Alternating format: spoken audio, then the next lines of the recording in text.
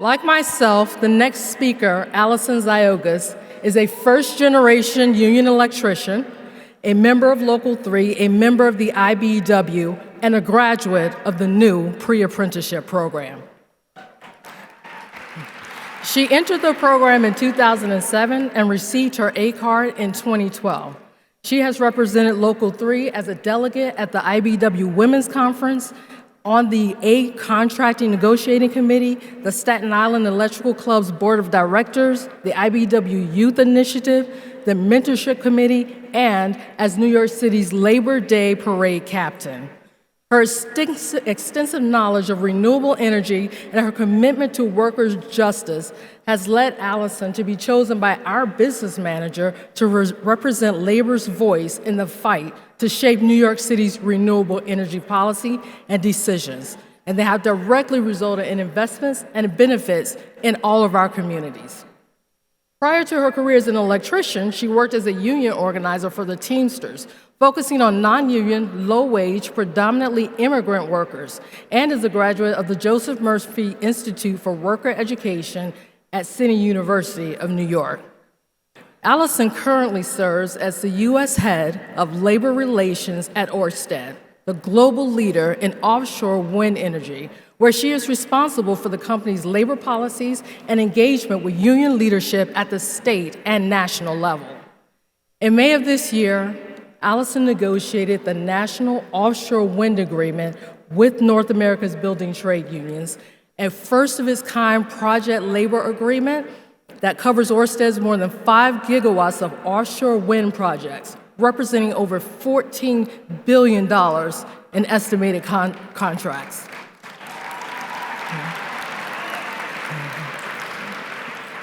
This agreement has secured thousands, literally thousands of union jobs from Maine to Florida, creating new apprenticeships and career opportunities for underserved communities, and ensuring projects will be built with the safest and the best trained.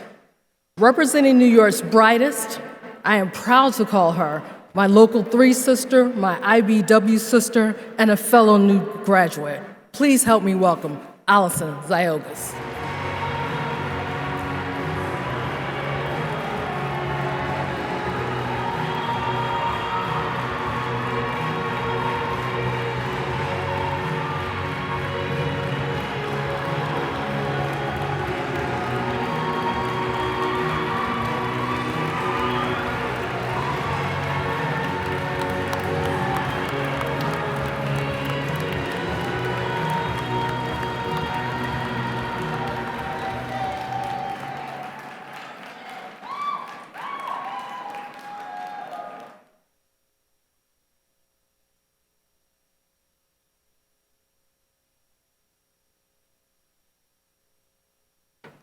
Oh my goodness. If being escorted by an entourage of tradeswomen doesn't make you feel like you can take on the world, nothing will.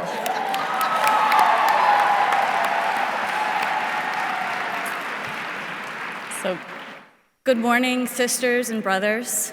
I'm so happy to be here with you. Thanks to the Tradeswomen Build Nations Organizing Committee for inviting me.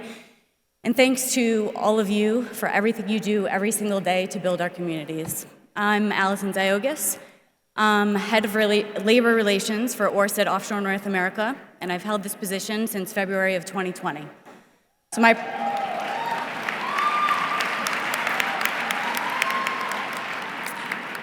my primary role is to develop and implement and ensure compliance with Orsted's labor policies throughout our portfolio.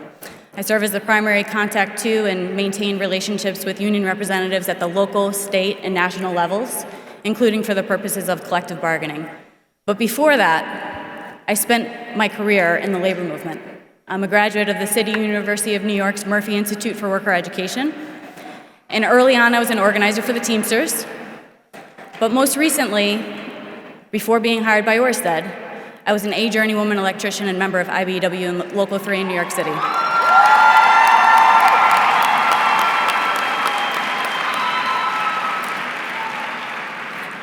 I got connected to my apprenticeship after graduating from a pre-apprenticeship training program called Non-Traditional Employment for Women. Do we have any new grads in the house? I thought we might. Even though I'm no longer working in the field, I still consider myself first and foremost a union electrician.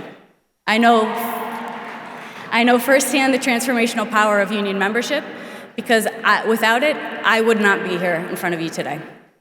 I've attended this conference as a rank-and-file member for many years, and if you would have told me back then that one day I'd be up here on this stage along such amazing leaders as Building Trades President Sean McGarvey, President Schuler of the AFL-CIO, Secretaries Walsh and Raimondo, I wouldn't have believed you. Such an honor to be with you at this conference, and I'm so thankful for your partnership, and I'm so thankful for the sisterhood.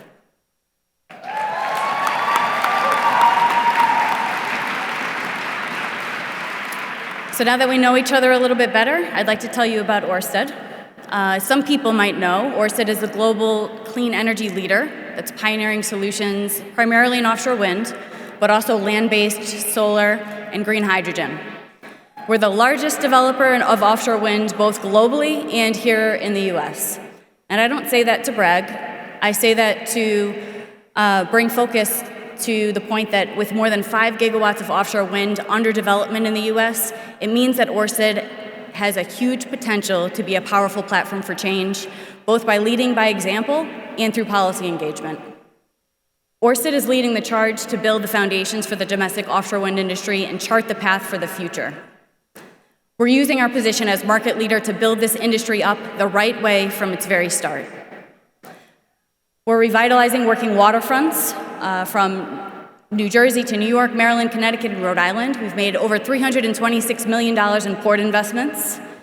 We've invested over $2 billion in the US supply chain even before we have final permits to construct our projects because we're committed to this new industry. We're committed to making an American industry, and our supply chain relationships touch more than 42 states across the US. But more important than all of those things, our commitment to building this industry holistically and sustainably includes investing in partnerships with organized labor that secure family-sustaining jobs for workers by building our entire portfolio of projects under project labor agreements.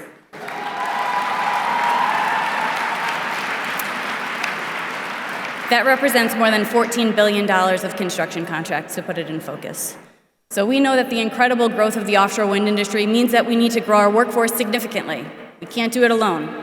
There's going to be a huge demand for workers in offshore wind. So there's an obvious need to leverage existing talent and the capabilities that we have in the US. Those are the skills that you possess as building trades workers and our union training facilities, which are second to none, to make sure we're meeting this moment.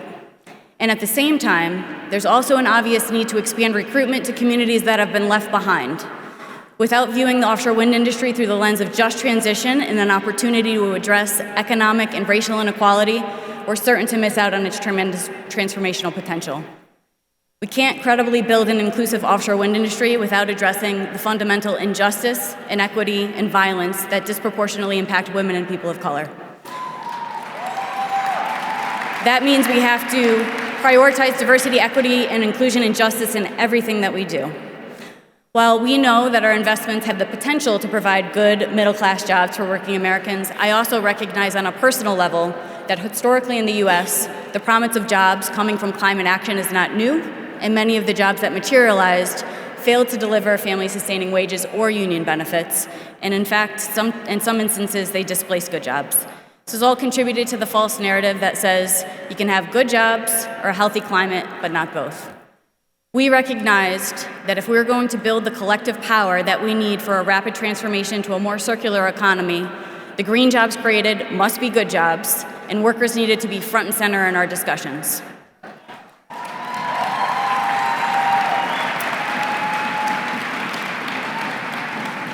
In the words of President Schuler, for workers to truly embrace this transition, we needed to put forth a positive vision. We needed workers to know that the jobs that we create with our wind farms are going to be good-paying union jobs for their families, for our communities, and for the country. And that's the vision that we've set forth in our National Offshore Wind Agreement with NAB2. As the global leader, where Orsted goes, the rest of the industry follows. And our agreement with NAB2 has set the standard for the offshore wind industry. It will put thousands of building tradesmen and women to work building this clean energy infrastructure. In order to ensure that we're not replicating the inequities of the past, we're prioritizing women and people of color's participation on our projects by establishing diversity targets with a connection back to pre-apprenticeship training programs like NEW, like building pathways and construction skills.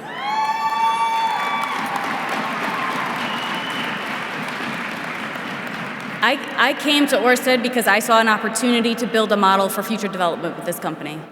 Years ago, when I sat in the audience of this very conference, the Honorable Supreme Court Justice RBG told us, if you're gonna change things, you have to be with the people who hold the levers. What she was telling us is that big transformational change happens faster when labor is at the table. And in our lifetimes, there's never been a time like the present when labor has been better represented at the table.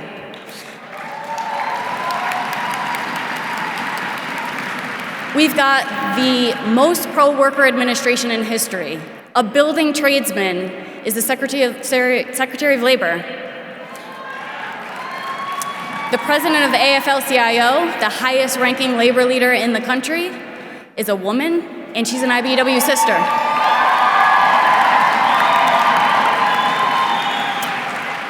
Together with the leadership of the labor movement in the Biden administration, we're showing the enormous potential of the offshore wind industry to deliver more than just green electrons. We're showing that when management comes together with working people and government, we make lasting social and economic change. I'm here to tell you, my message is simple. I'm here to tell you that we've picked a side, and it's with you.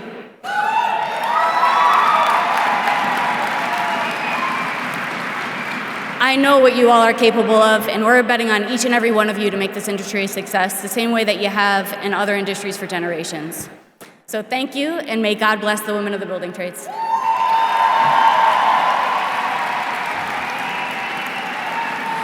Before I go, I want to send a message to the offshore wind industry. How many women are excited about offshore wind? Let me film.